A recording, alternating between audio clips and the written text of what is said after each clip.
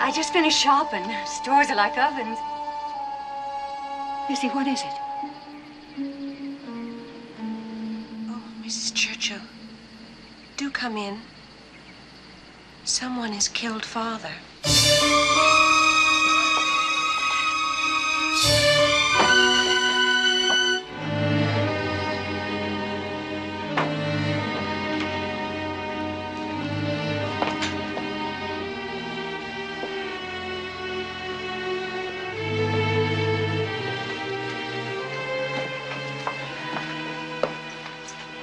Where? In the sitting room.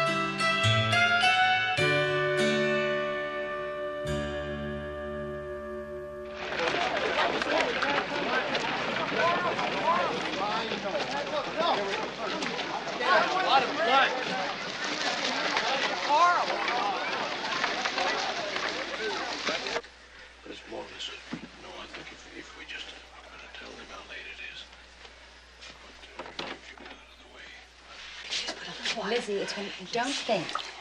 You don't. I think that if we put a little cold water. You see? I'm glad you're here, Alice. Oh, I came as soon as Bridget told me that. Oh. It's going to be all right. Everything's going to be all right. Here in a minute. Be all right.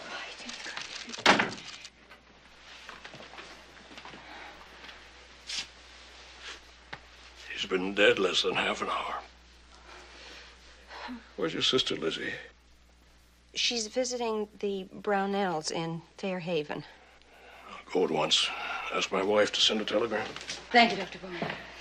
Lizzie, you must try to rest. Would you like to lie down? Come on, let's go to the parlor.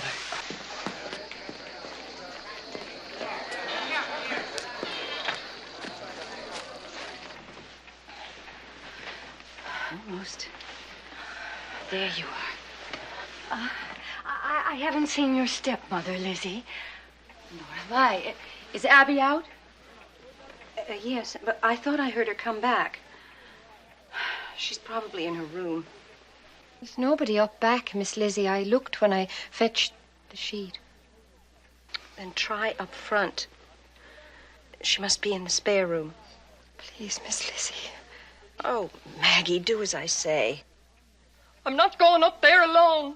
Oh, come along, Bridget. I'll go with you. Come on. Lizzie, you must get some rest.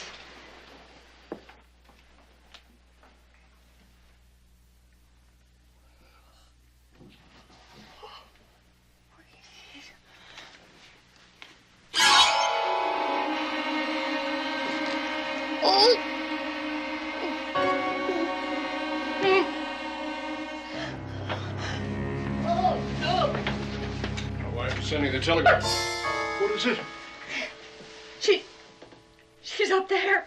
Oh, no.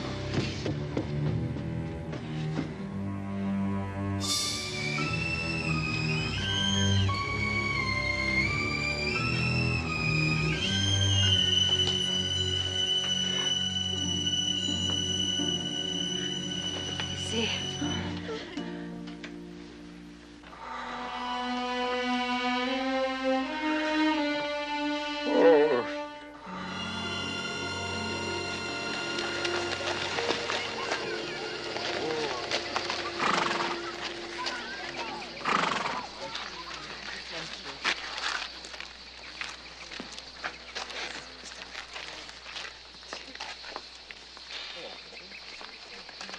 Good day, Miss Borden.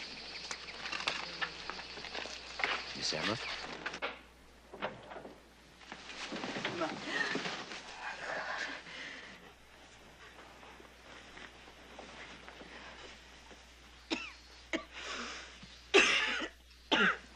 I'm sorry, Emma, but I must. It's all right, Emma. Oh, listen. I'm so glad you're here. I'll stay as long as you need me. Thank you. Lizzie? She's in her room.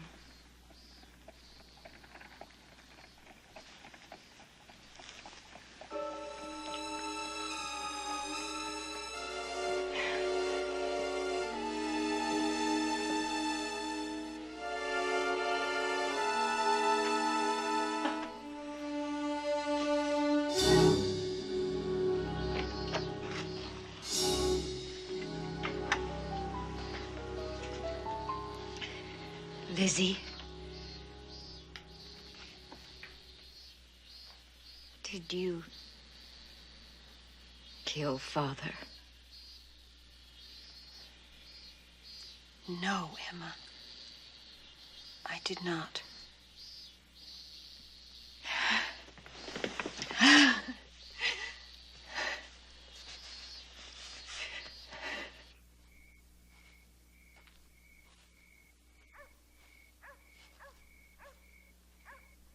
No more, Emma. Please, no more.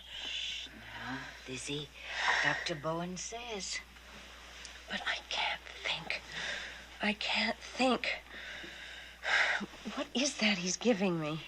It's just something to quieten your nerves. But I must think. I must. Hush now. Papa. Somebody killed Father. Why? Shh. Why?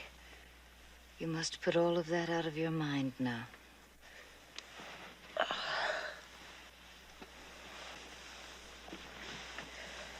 You never should have gone away, Em. I know. I know, dear. But I'm back now. What are we going to do, Em? I've always looked after you, haven't I? Just like I promised, Mother. Yes, Em. Well, then, you see? Everything's going to be all right. You just go to sleep now. Yes, Em.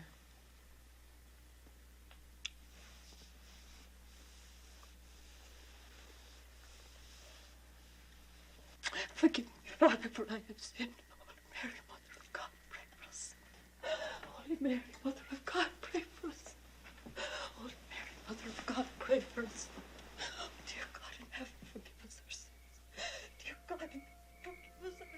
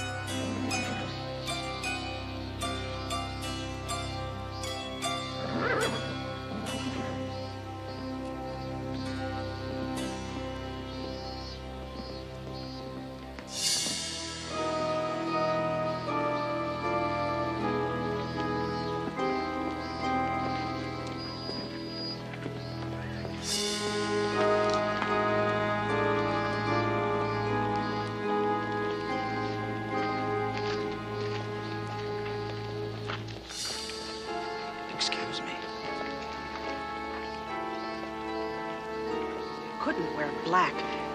At least veils. Not even a tear. It was a terrible ordeal.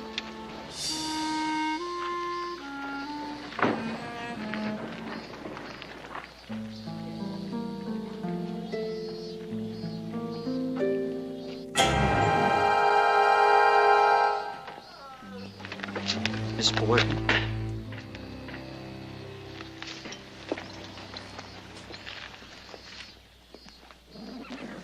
A word with you, sir.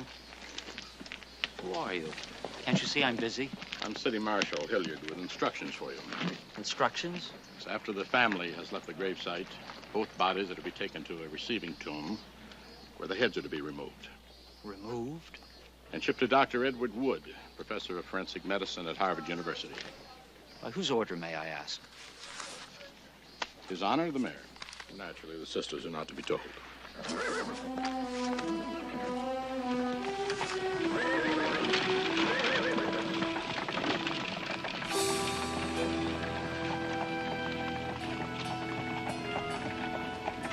As you were saying, Mr. Mayor. Yes. I have a request to make of the family. Please remain inside the house for a few days. It would be better for all concerned. Why? Is someone here suspected?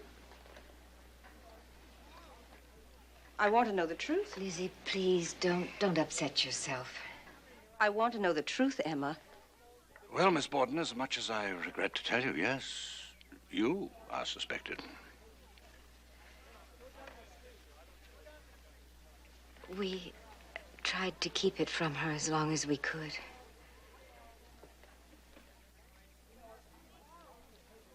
I'm ready to go now. Oh, that won't be necessary. If you're disturbed by the crowds out there, just notify the officer in the yard. Then I'm to be a prisoner in my own home? You shall have all the protection the police department can afford. Well, we shan't trouble you any further. Naturally, we want to do all we can to help in this matter. There will, of course, be an inquest, closed to the public if you prefer. Whatever you wish.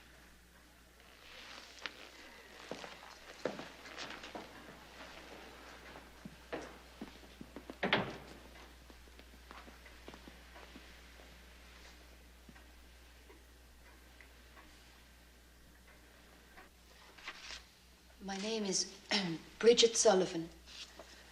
I'm 26 years old and unmarried. How were you addressed in the Borden household? I was sometimes called Maggie, but only by Miss Emma and Miss Lizzie. How long were you in Mr. Borden's employ? 2 years and 9 months at the time of his death. Did the Bordens keep any other domestic servants? Well, sometimes a young man came from the farm to chop wood, but he hasn't been round since last winter. Then you and Miss Borden were the only persons in the house the morning of the slayings, aside from the victims. Yes, sir.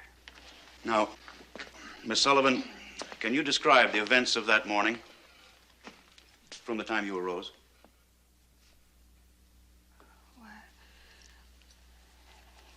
It was very hot that day.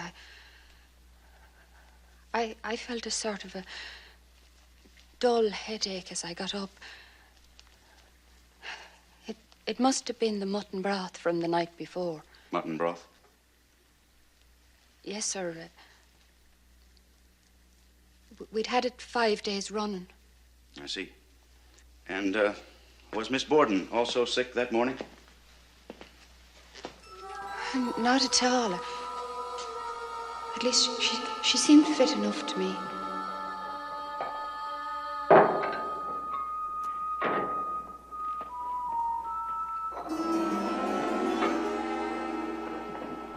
Morning, Mr. Borden. There's Johnny cakes or cookies for breakfast. Which'll it be? Johnny cakes, cookies. appetite for your indigestible Irish starch this morning. Any more of that mutton and broth? Yes, sir. But I suspect it's gone off in this heat. It really wants to be chucked out. It's not fit for human consumption. Waste not, want not. Serve it.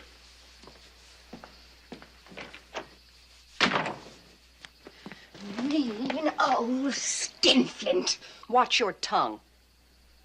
I've heard you call him it often enough. Still, it's not your place.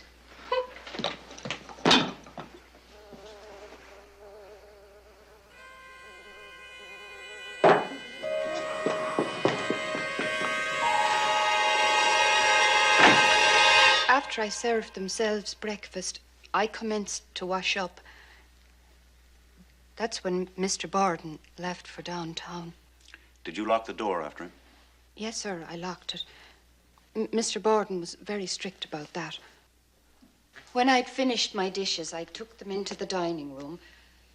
Mrs. Borden was there, dusting. Where is Father? Went downtown. We left while you were upstairs. Oh, Bridget, fetch a pail and some water. I want the windows washed. Today, Mrs. Borden, it's awful hot. Inside and outside, both. They're intolerably dirty. Please, Mrs. Borden. Look, I'm feeling poorly today. Couldn't they wait, perhaps?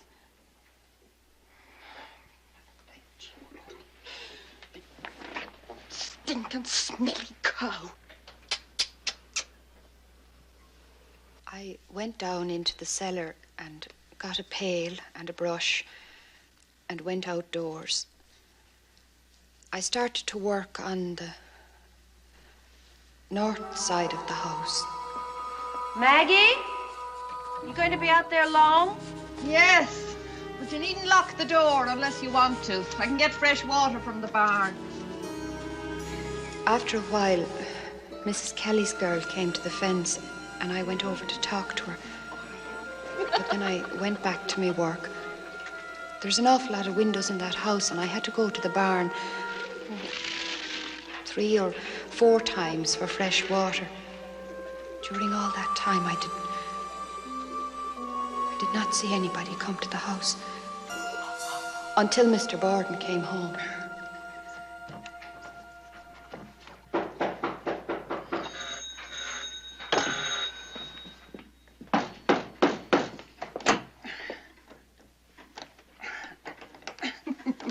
Bloody blasted thing!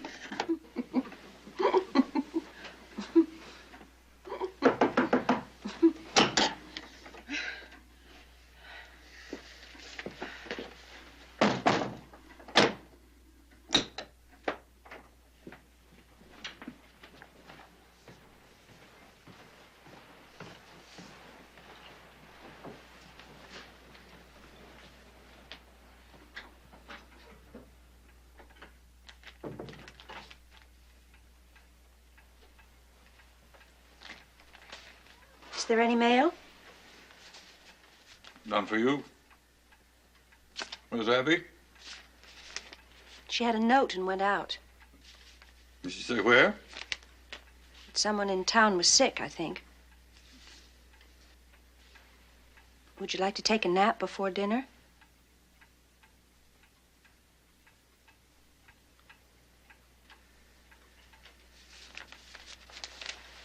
After I've read my paper.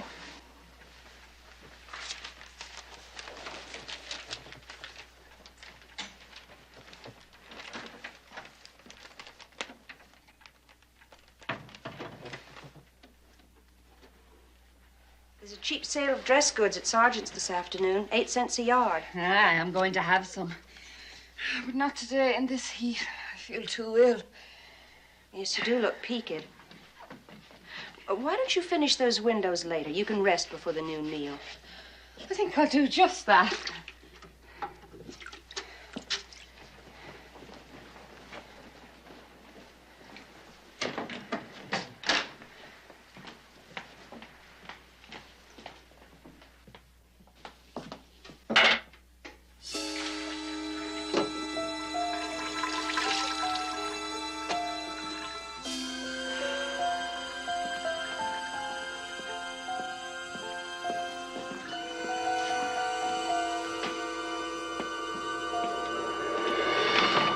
Then I went upstairs to my room and lay down without taking off any of my clothing.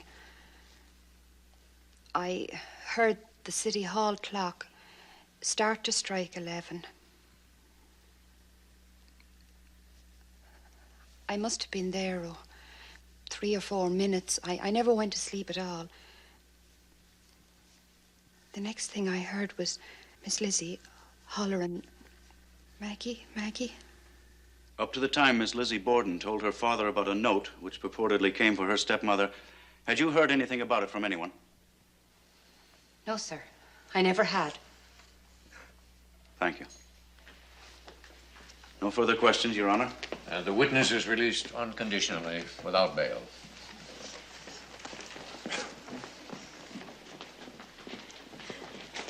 She's leaving us, Lizzie. Lizzie Borden to the stand, please.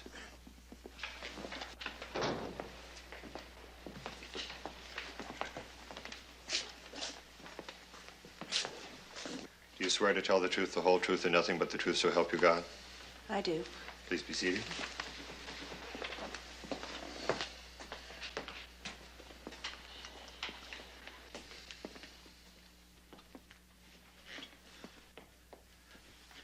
You may begin, Mr. District Attorney. Would you please give the court your full name? Lizzie Andrew Borden. Is it Lizzie or Elizabeth? Lizzie. You were so christened? I was so christened. What is your age, please? 32. Your mother is not living. No, sir. She died when I was 2.5 years old.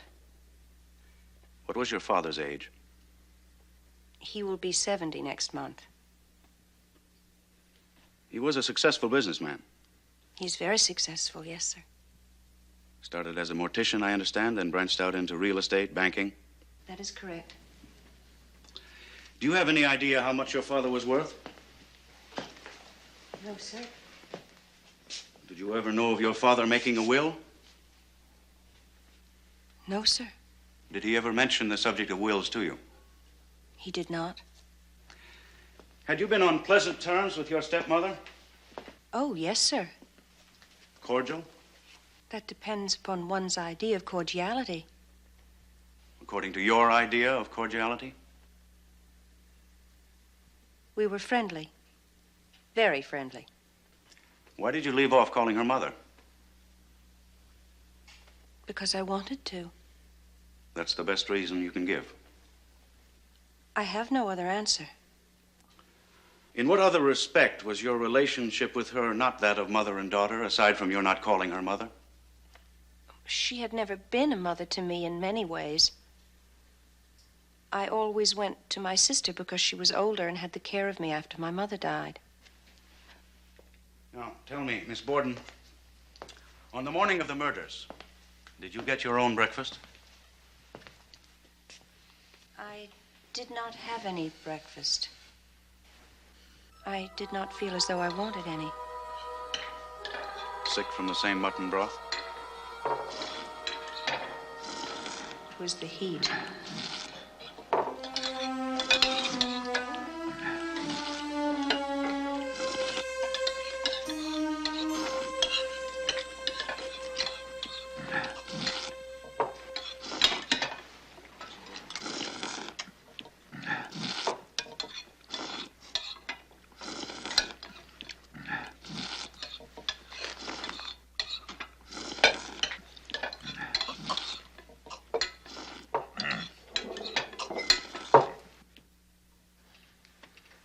Would you repeat the question? We are trying to establish if you are certain you were upstairs when your father came to the house on his return. I think I was. Now, you remember, Miss Borden, you told me you were downstairs, not upstairs when your father came home. You've forgotten, perhaps? I don't know what I've said. I've answered so many questions, and I'm so confused I don't know one thing from another. I'm telling you, as best I know, I have no one to counsel me. There is no need for counsel. This is only a coroner's inquest, not a trial. You may continue, Mr. Knowlton. Which is your recollection now? Were you downstairs or upstairs when the bell rang and your father came home? I think I was downstairs in the kitchen. You think? Miss Borden, we have been over this a dozen times, and each time a new version. Now, how will you have it? I don't know. I don't even know what your name is. I think, as nearly as I know, I think I was downstairs. When did you last see your stepmother? When she went up to change the bed in the spare room. And you never saw or heard her afterwards? Until you discovered your father's body? A period of approximately 1.5 hours. No, sir. Did you have any knowledge of her leaving the house? She said she had a note. Someone was sick. Did she tell you where she was going? No, sir. Did she tell you who the note was from? No, sir. Did you ever see the note? No, sir. Do you know where the note is now? No, sir. How long was your father in the house before you found him killed? I don't know exactly, because I had to go out to the barn. I don't think he could have been home more than 15 or 20 minutes. And what were you doing in the barn all this time? I needed some lead for a sinker. Did you say a sinker? Yes, sir. I was going to Marion on Monday to fish. I needed a sinker. And that's all you did? Look for sinkers? Yes, sir. In the loft. You think that would take you 15 or 20 minutes? I ate some pears up there. I asked you to tell me all you did. I told you all I did. I ate my pears. You stood there, eating your pears, doing nothing. I was looking out of the window. Stood there, looking out of the window, eating your pears. I should think so. How many pears did you eat? 3, I think. Now, can you tell us, Miss Borden, why it took you 10 minutes to eat 3 pears? I do not do things in a hurry.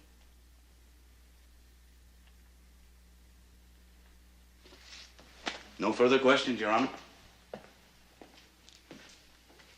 It would be a pleasure for this magistrate, and it would doubtless bring much sympathy, if he could say, Lizzie, I judge you probably not guilty, and you may go home.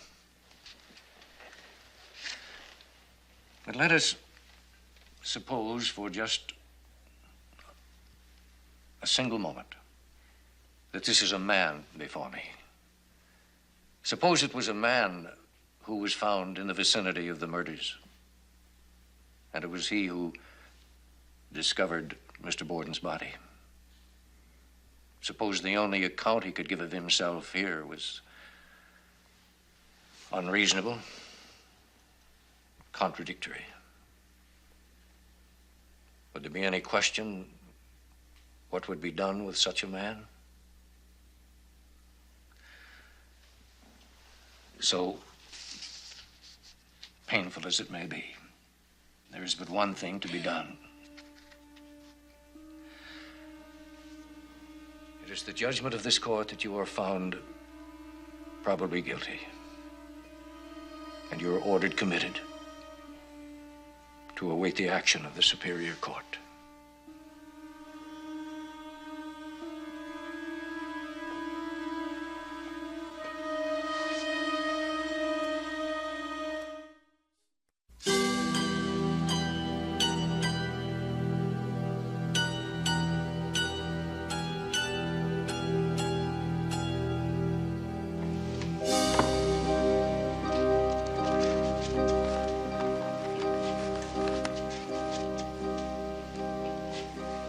Better?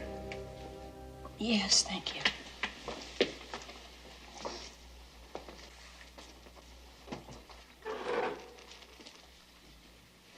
Please forgive me, but I now must ask you a very disturbing question. And I want you to give me a simple yes or no answer. Did you kill your father and Abby? As your family lawyer, I must hear it from your own lips. I'm sorry. I am innocent. That's all I need to know. Now, Mr. Jennings, you must tell me. What can I expect? I'm doing everything in my power to... The truth. You have an obligation to tell me. All right. The worst?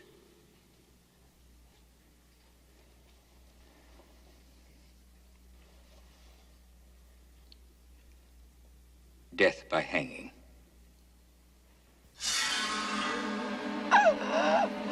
But it didn't come to that. Lizzie! What is it? What is it, Lizzie? What is it? Lizzie! Matron! Send for Dr. Bowen! Matron! Matron!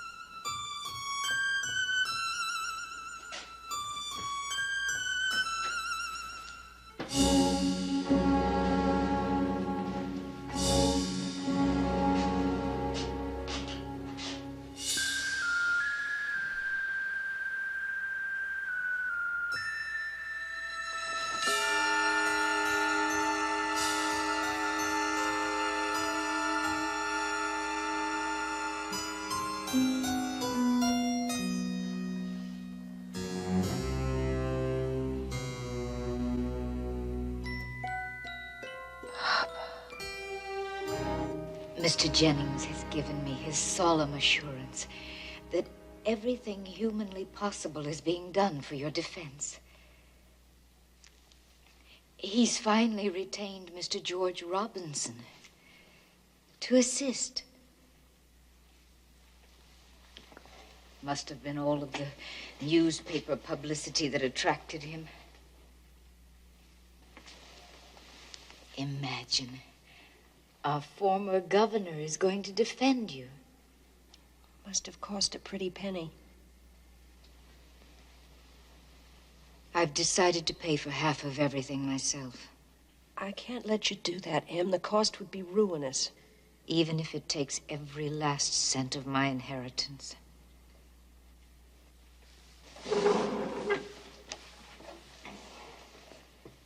Mr. Jennings said that it might take months to bring me to trial. I don't know if I can stand it in this place that long. I'll be with you, Lizzie. Oh, Em. We're alone now. We have no one. We still have each other. Seems we've always been alone.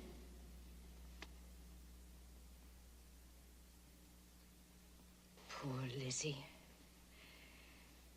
Somehow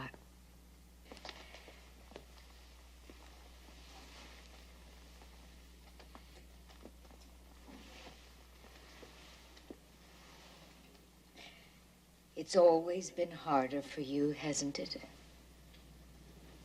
Why do they speak so cruelly of me, Em? Who? District Attorney Knowlton. The newspapers.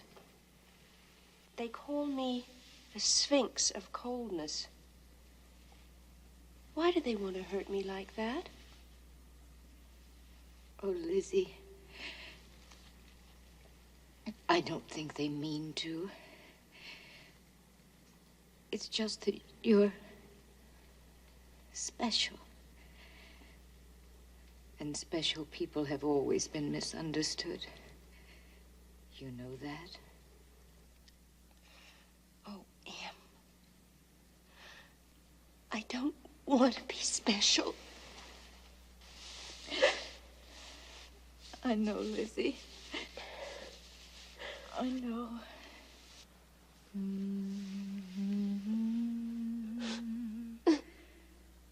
And good night. May thy slumber be died.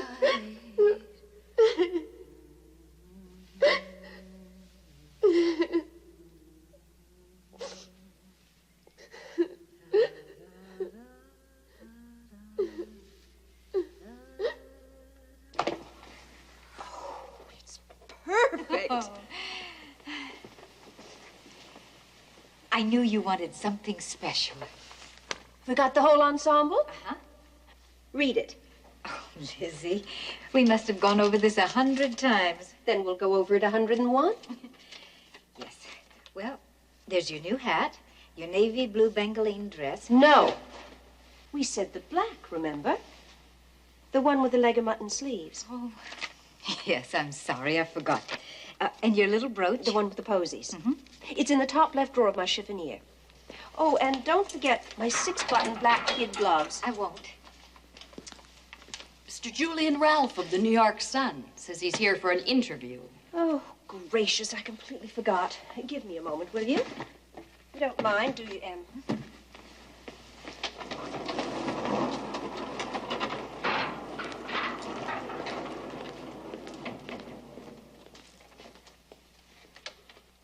I understand your father's estate came to more than $250,000.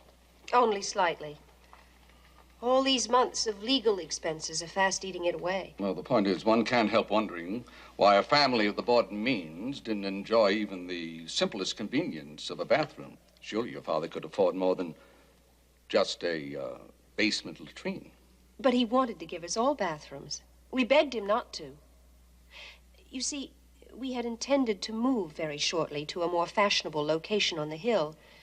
It seemed an expensive extravagance for such temporary conveniences. My father was a kind and considerate man, Mr. Ralph. Such stories about him are a vicious slander. You're a most unusual woman, Miss Borden. Difficult to penetrate.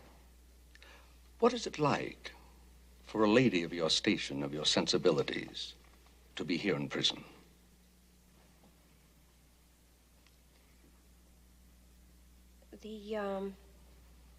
The hardest thing for me to stand is the night, when there is no light. They will not even allow me a candle to read by. To sit here all the evenings in the dark is very hard. There is one thing that hurts me very much. They say I don't show any grief. Certainly I don't in public. I never did reveal my feelings, and I cannot change my nature now. They say I don't cry. They should see me when I'm alone. Yet District Attorney Knowlton urges us to believe that Miss Borden is capable of any cold-blooded deed, even the murder of her father and his wife. Mr. Knowlton goes so far as to call her Sphinx of coldness, not even moved to wear mourning out of respect. But Miss Borden explains it so simply, so honestly. There was not a moment when I could think of such things as hat or dress. Somebody was talking to me all the time about the murders and asking me questions. Now, here's the part that really galls. If people would only do me justice, that is all I ask. But it seems as if every word I utter is distorted and such a false construction placed on it that I am bewildered. There was not a trace of anger in her tone, simply a pitiful expression. Rubbish. Cheap feminist sentimentality. I told you public sentiment would be on her side. Lizzie Borden is the Sunday school teacher, Hosea. A devoted worker for temperance, Christian aid, and foreign missions. She is held in high esteem in this community, very high esteem. Mr. Mayor, that woman is a murderess. I hope you can prove that, Hosea. Oh, we'd better be on our way. Can't miss the opening session. Coming, Mrs. Knowlton? I'll be along shortly, Your Honor. You two go ahead.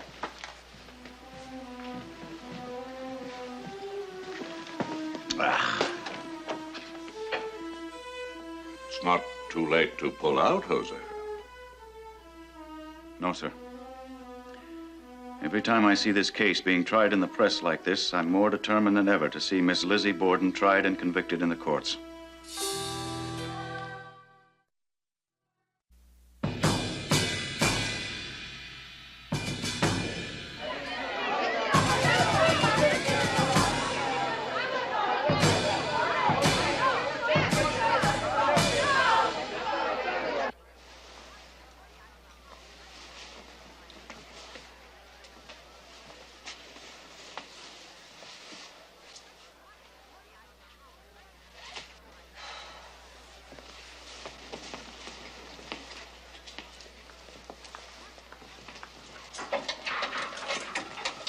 Well, where are they? Oh, Lizzie, the crowds, you cannot imagine. I said the 6-button black gloves. Oh, dear, I'm sorry in my haste. How can you be so witless? Well, I'll go back and Never fetch mind. Never mind, there isn't time. Sometimes I think you actually want to see me hang.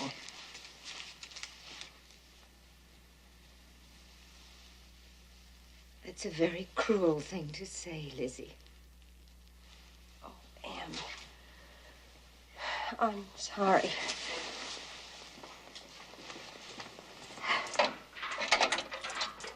It's time. They'll not wait any longer.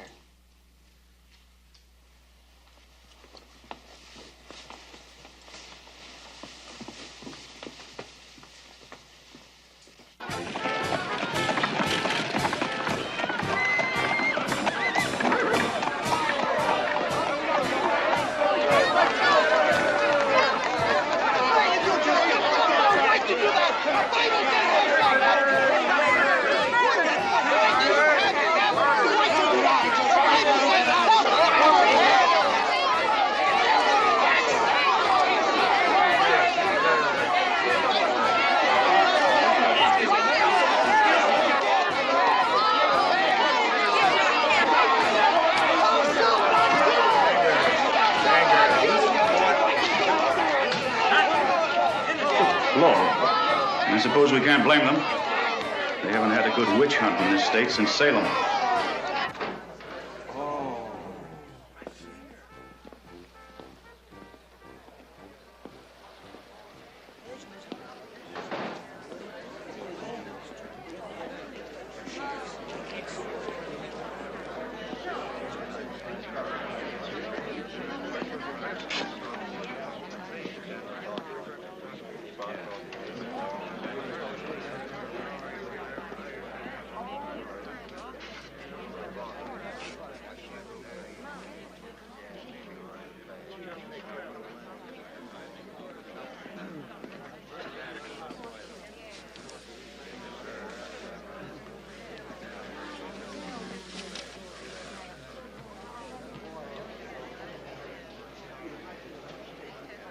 Hear ye, hear ye, hear ye.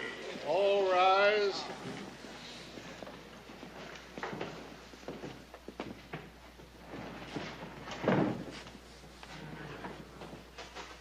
All persons having anything to do before the Honorable Justices Mason, Blodgett, and Dewey of the Superior Court for Criminal Business, now sitting at Bristol, draw near. Give your attention and you shall be heard. God save the Commonwealth of Massachusetts. Be seated. Now tell us, Miss Sullivan, did you ever have any trouble there in the Borden family? No, sir. Pleasant place to live? Yes, sir, I liked it. And for aught you know, they liked you. I suppose so. You never saw anything out of the way? No, sir. Never saw any conflict in the family? No, sir. Never saw anything in the least, any quarreling or anything of that kind? No, sir.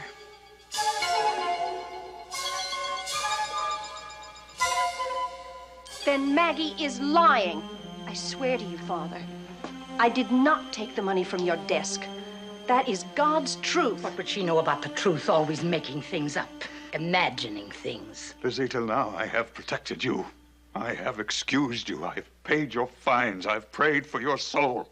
I've endured the shame and humiliation as a parent and a Christian. But this is the limit, when you steal from your own father. If I did, and I most certainly did not, would it be any wonder?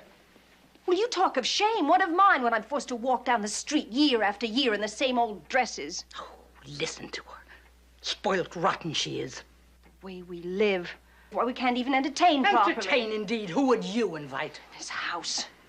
Lord, how I hate this house. No baths, no modern conveniences.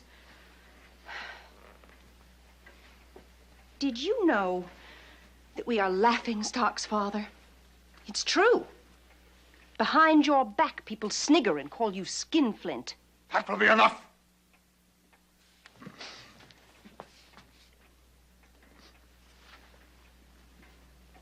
I don't understand you, girl. You and I were always so close.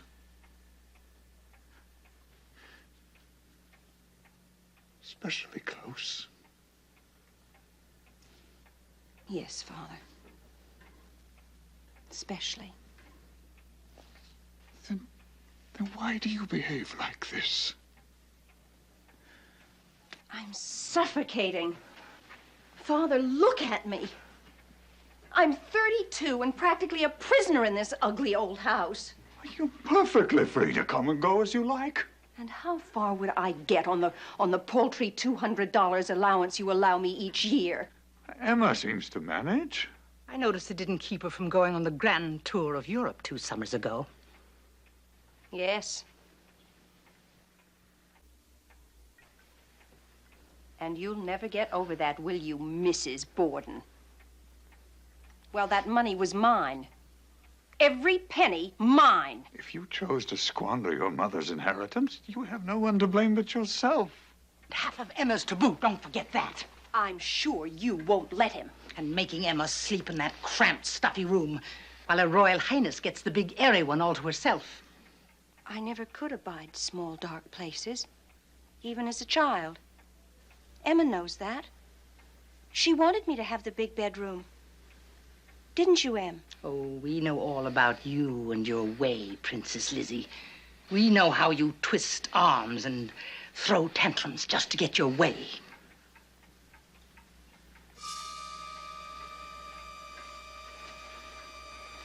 If I were not a lady, I should twist your arm, Mrs. Borden, right out of its socket. I will have no more of this.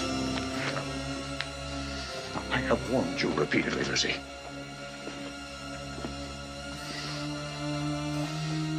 One way or another, you will learn not to bite the hand that feeds you.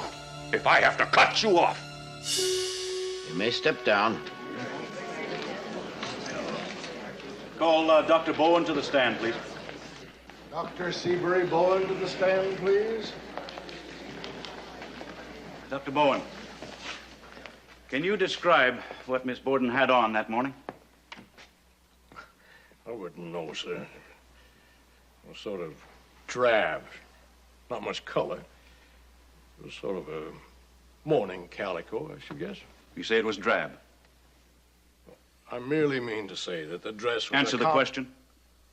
If you just wait a minute. No, answer the question. Did it appear to you to be a drab-colored dress? I am telling you, sir, I don't know. I didn't intend to try to describe a woman's dress at the inquest, and I do not intend to now. Well, perhaps you can at least tell us if it was this dress. Your Honors, really? This is the government's own witness. I am merely trying to establish whether or not the witness knows what the accused was wearing minutes after the last murder, and if he, a man of medicine, observed any blood on her. The witness may answer the question. I should think it was not that dress.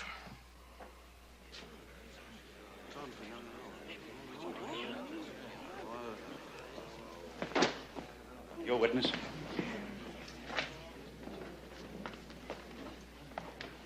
Now, Dr. Borden,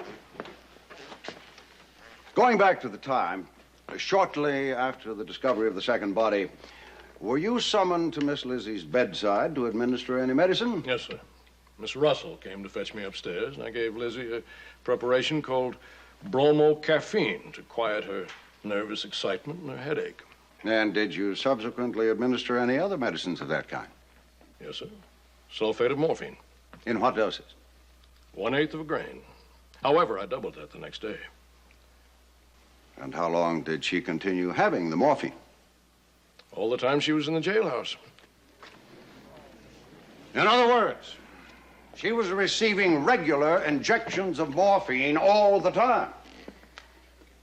Up to her arrest, through the hearing, and while confined in the jailhouse. Yes, sir. Tell me, Dr. Bowen, does not morphine, given in double doses, somewhat affect the memory? Change and alter the view of things? Doesn't it muddle the thinking, confuse the mind? Yes, sir. It does cause hallucinations. So that anyone giving testimony while under its influence might tend to seem contradictory, to give conflicting stories. Yes, sir. When did you stop giving her this drug?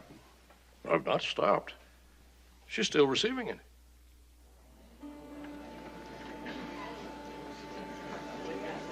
Thank you, Dr. Bowen. That will be all. No further questions, Your Honor?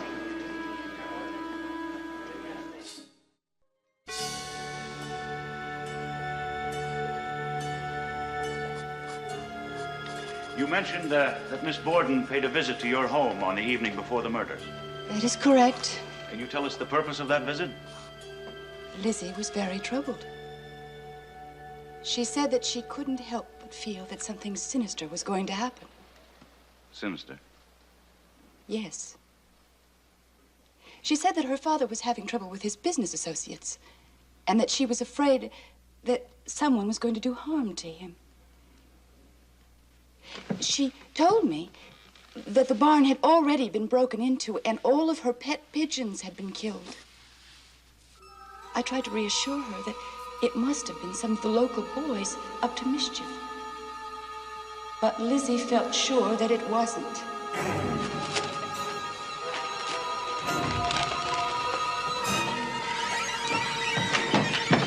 No! Papa, no, please! Papa! Please! Please, no! Not the pigeons, Papa, please! Fly. Fly.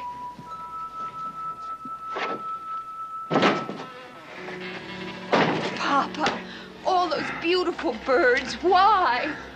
Now let those young whippersnappers try stealing any more of my pigeons and see what they find. But they were mine. Yours? Let me remind you, girl, everything on this place belongs to me. What's mine is mine. And I will dispose of it as I see fit.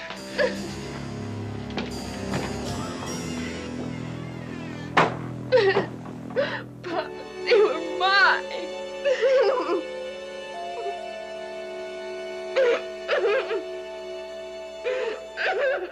I tried to set her mind at rest. But Lizzie confided in me that even the house had been broken into in broad daylight when she and Emma and Bridget were at home. And as she left, she said that she wished she could sleep with one eye open for fear that they would come in the night and burn the house down over the family's head. And all this the very night before the murders. Yes. Was Miss Borden accustomed to making such nocturnal visits to you? Only on rare occasion. And this was certainly a most rare occasion. Now, Miss Russell, Can you tell us, please, about the incident which took place the day after the funerals, while you were still staying at the Borden house? An incident involving a certain Bedford cord dress? Yes. That was on Sunday. Miss Lizzie, Miss Emma, and I had breakfast together. Bridget was not at home. I went up to the bedroom, and then when I came down, I saw Lizzie standing there with the dress in her hands.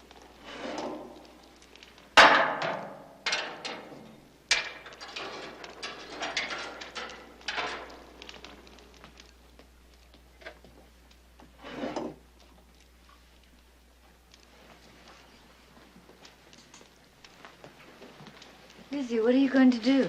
I'm going to burn this old thing. It's covered with paint. Oh, Lizzie, I wouldn't do that where people can see me. In broad daylight. Lizzie, there's a policeman in the yard.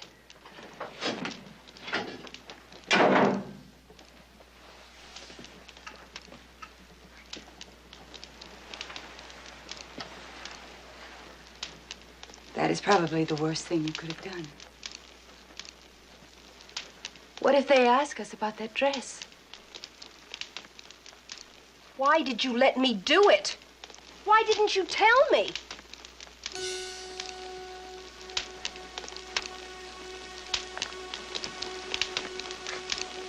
Thank you, Miss Russell. No more questions, Your Honor. Your witness? No questions at this time. Witness may step down, please.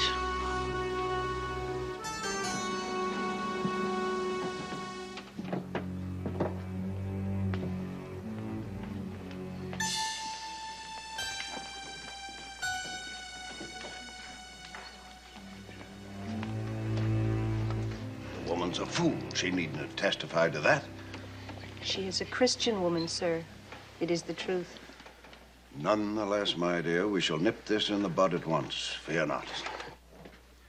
May it please your honors, at this time we should like to recall the dressmaker, Mrs. Mary Raymond. Mary Raymond to the stand. Yes. I made a Bedford cord dress for Lizzie in about April of last year. Now, Mrs. Raymond, will you please tell the court what became of that dress on the very day that you completed the final fitting at Miss Borden's home? Why, yes. The men were painting the upstairs hall and landing. When Lizzie rushed out to show her new dress to her sister, she brushed against the fresh paint. The dress was ruined, of course. Of course. No further questions, thank you.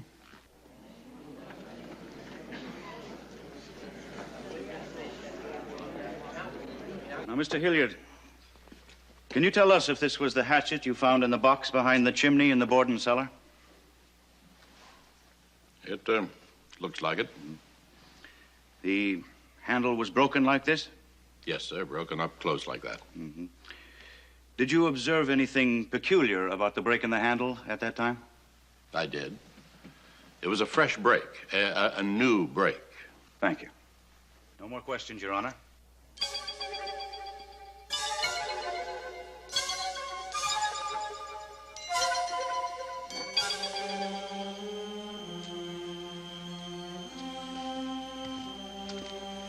What can I do for you today, Miss Lizzie?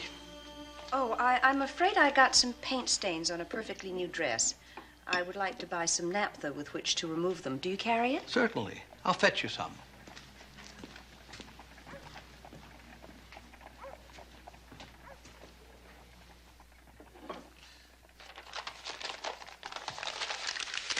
I imagine a pint will do. Oh, yes, that's perfect. Thank you. Please send the bill. Mm-hmm. Good day. Good day. Miss Borden took something. What? I couldn't quite see, but I'm sure she took something. Doesn't matter. Why didn't you stop her? No need. Old man Borden always pays. Told all the merchants up and down the street to tack a little something onto the bill whenever it happens.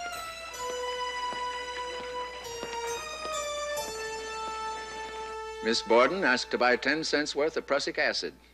Naturally, I informed her we did not sell prussic acid unless by a physician's prescription. And what did she say to that? She said she'd bought it several times before. So I says, well, my good lady, not from me. Prussic acid is a very dangerous thing to handle. Mm-hmm. Did she tell you why she wanted such a lethal poison? I understood her to say she wanted to clean a sealskin cape.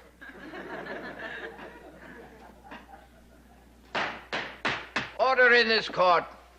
Your Honors, I must protest the use of such testimony. As part of the defendant's inquest testimony, it is perfectly admissible. I am trying to prove prior intent. Your Honors, may we have a ruling on the admissibility of my client's testimony at the inquest? It was taken at a time when she was under arrest and denied counsel.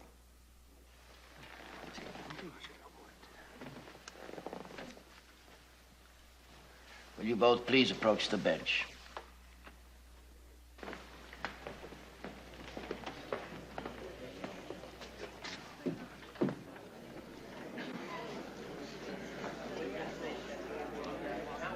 Inadmissible.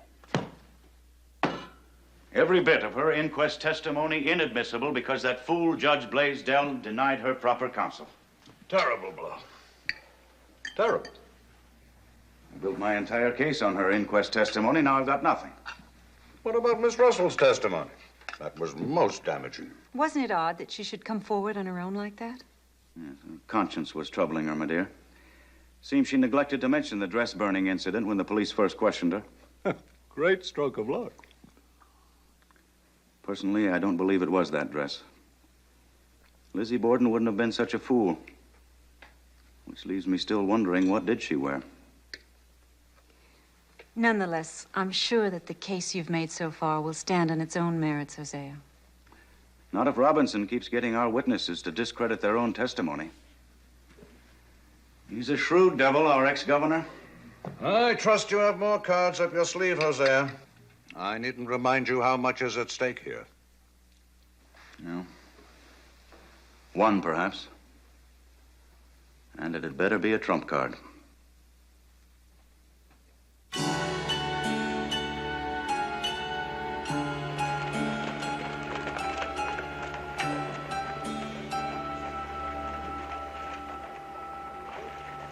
On August 10th last, at the Harvard Medical School, where I'm professor of chemistry, I received the evidence there exhibited. Briefly, Dr. Wood, can you tell us the results of your examinations? The hair on that hatchet, for example? It did not match the samples of hair from either victim.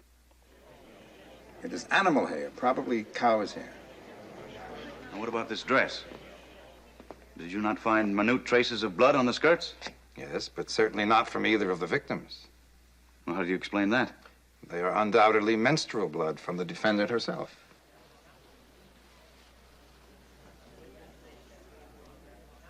Well, let me ask you, Doctor, if this hatchet could have been used and then cleansed so as to remove any trace of blood. No, not by a quick washing, as you've suggested. And it would be nearly impossible to wash blood off that broken end. This is dreadful. There was no time to go over Dr. Wood's testimony. He just got in from Boston an hour ago. No more questions. Your witness? In other words, Dr. Wood, assuming the assailant wore the same clothing during both murders, he most probably would have been splattered with blood from head to foot. Is that right? In my opinion, yes. And yet every witness has testified that the accused showed no signs whatsoever of blood upon her clothing just moments after the last murder. Thank you, Your Honors. No further questions. Don't make me laugh. Don't make me laugh. Don't make me laugh. Don't make me laugh. You know as well as I they'd turn me out on the cold if anything happened to you. What more can I do? You can draw up another will. Put everything in my name. And let me see to their needs. It's little enough to grant your poor defenseless widow. Don't rush things, woman. I'm not dead yet. I'll not be turned out into the streets to starve like a stray dog. She can live off her own fat for years. You owe me that much. All right, all right. I'll see my lawyer next week. Now, please get some rest. I'll see her dead first. Lizzie, You can spend the rest of your life begging crumbs off that old sow. Not I. Lizzie, please. You always frighten me when you get like this. He must never make a new will.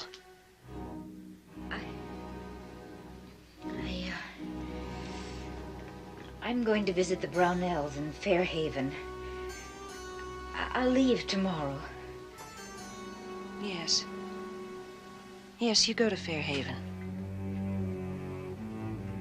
Call Dr. Draper to the stand, please. Dr. Frank Draper to the stand. Were you able to determine the size of the cutting edge of the murder weapon from any of the wounds, Dr. Draper? Not from Mrs. Borden's skull, but I was able to effect a conclusion from Mr. Borden's skull. In that case, though I deeply regret it, I shall have to ask your colleague, Dr. Wood, to produce the skull in question. Very well.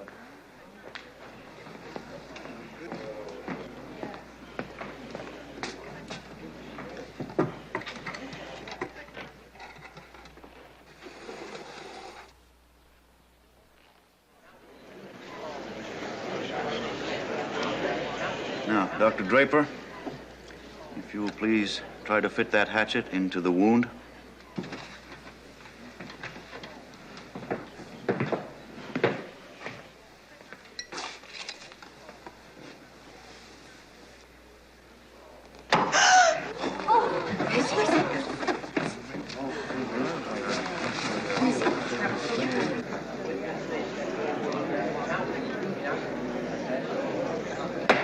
Order in the court.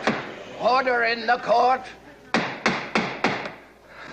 This court will be adjourned till 9 o'clock tomorrow morning.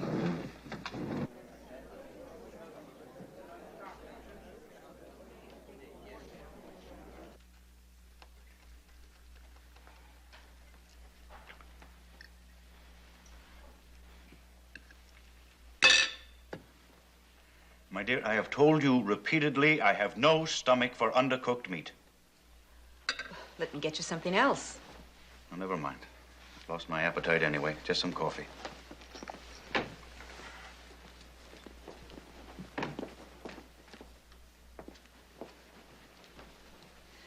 shall be glad when this trial is over. It's beginning to tell on you.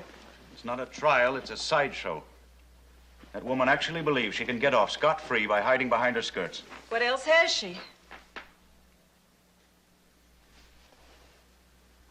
I'm sorry, Hosea. It's just that it seems to me that you men have only yourselves to blame if women hide behind their femininity as a last defense. After all, you cast us in this role. You look upon your womanhood as a role, my dear?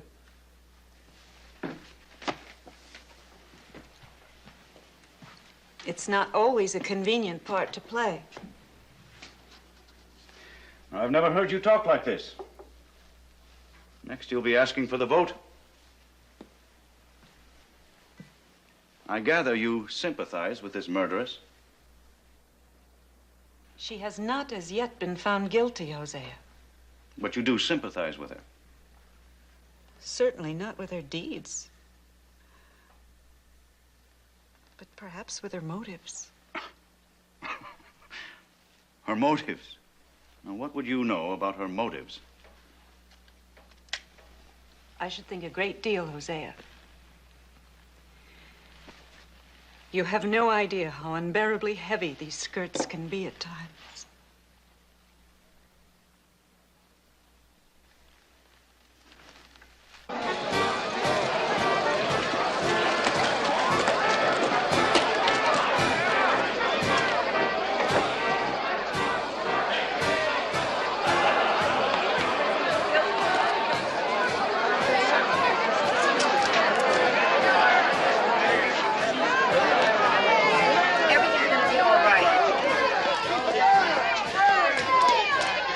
When did you next see the Bedford Court dress? Sunday morning. I was washing dishes, and I turned and saw my sister Lizzie at the stove. And she had the dress in her hands. She said, "I think I'll burn this old dress up." And I said, "Yes, why don't you?" Or something like that. Was Miss Russell present at the time? Yes, sir.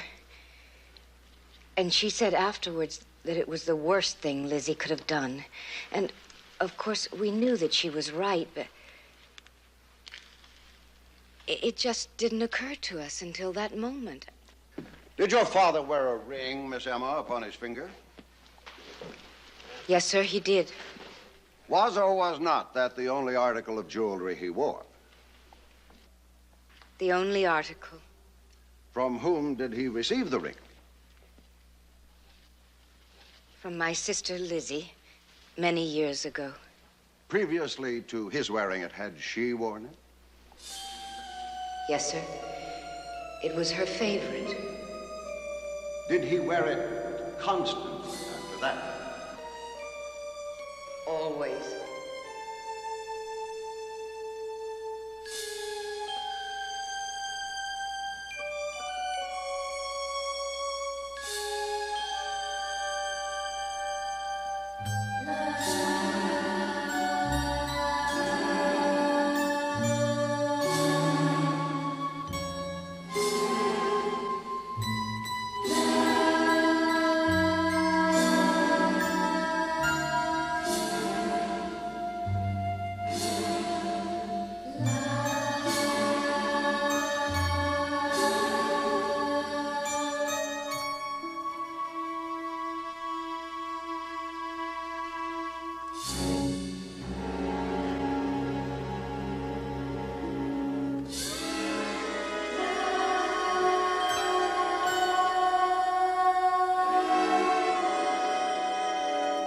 So old. Your witness? Were the relations between you and Lizzie and your stepmother cordial? Between my sister and Mrs. Borden, they were. When did she cease calling her mother? I don't remember, but it was some time ago. Well, prior to that, she had called her mother. Yes, sir. From childhood.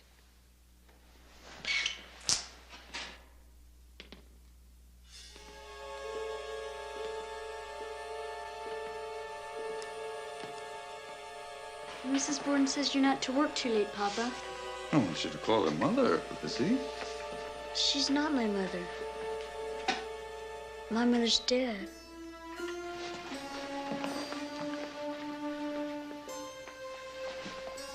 Still having those bad dreams about your mother? Oh, it was a long time ago. Besides, death is nothing to be afraid of, Lizzie.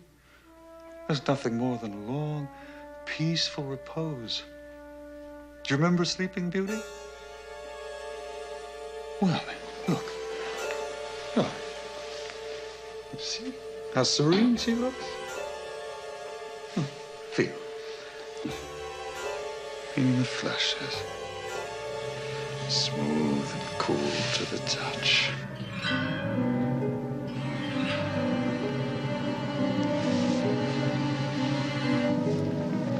Oh, Liz, you mustn't be afraid. Gentlemen of the jury, let me remind you of those touching words. The eyes that cannot weep are the saddest eyes of all.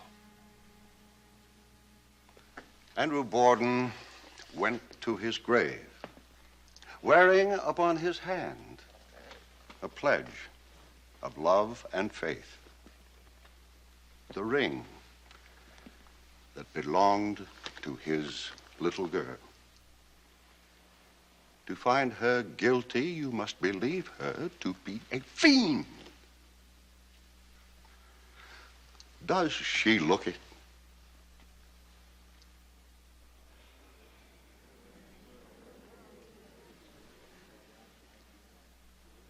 Lizzie Andrew Borden.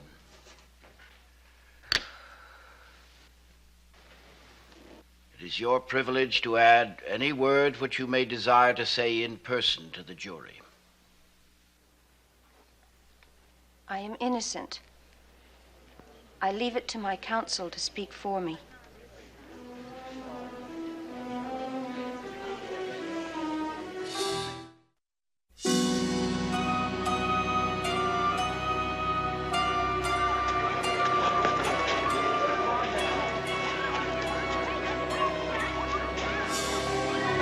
They're coming in! They're coming in! The jury is coming in! Lizzie, Andrew Borden, put up your right hand. Foreman,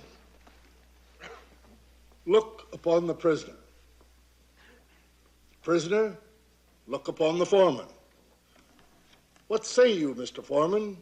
Is the prisoner at the bar guilty or not guilty? Maggie? You going to be out there long? Yes, but you needn't lock the door unless you want to. I can get fresh water from the barn.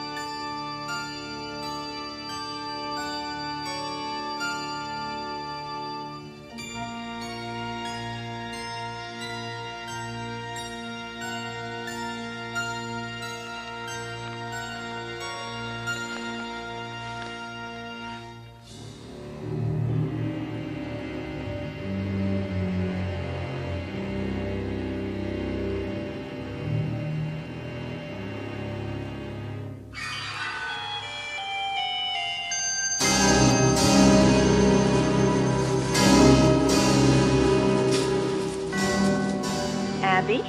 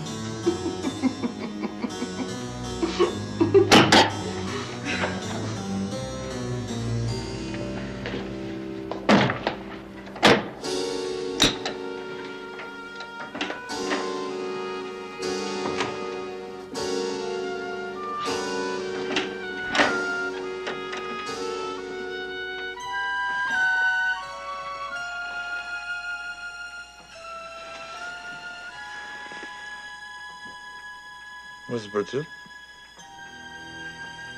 Upstairs in her room, taking a nap before the noon meal. You're a strange girl, Lizzie. One minute is hard and cold as a gravestone. Next as loving as any father could wish. I know what goes on in that mind of yours. I guess we'll never know.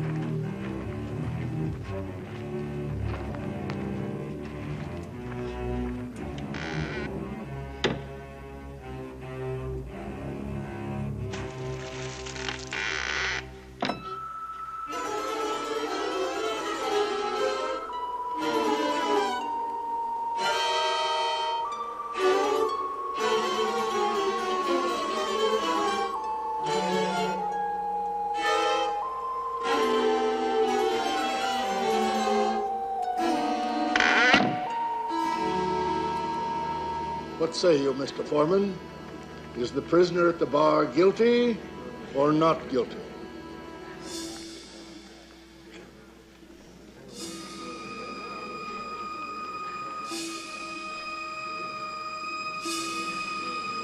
Not guilty.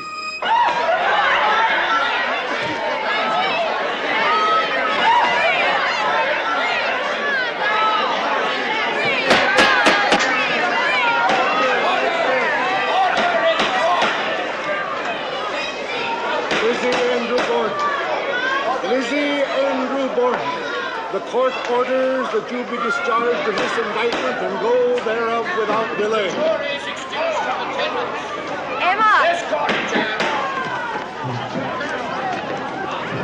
Emma!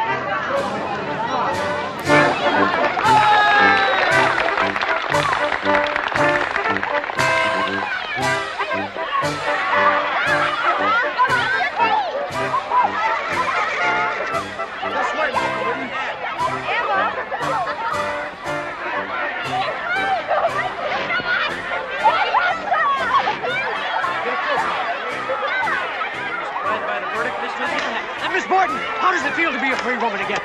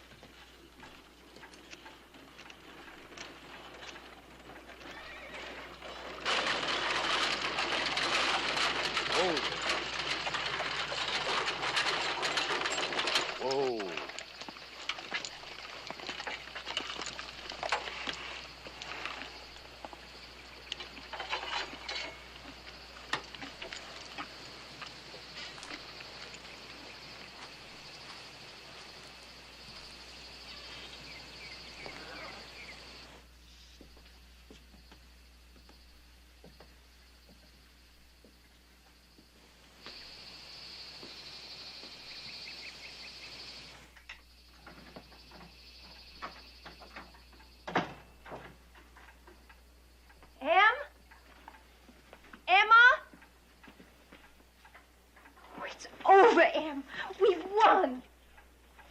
Dinner will be ready soon. Why don't you make yourself comfortable? Didn't you hear me? We're free. At last, we're really free. Nothing to prepare a meal. Now that there are only the two of us. Emma, sometimes I don't understand you. Lizzie. I'm only going to ask you this once more, and then I shall never mention it again as long as I live. Did you kill Father?